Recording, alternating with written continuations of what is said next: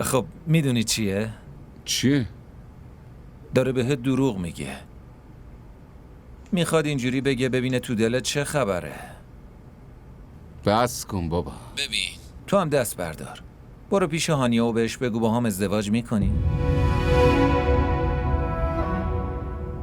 خفه شو.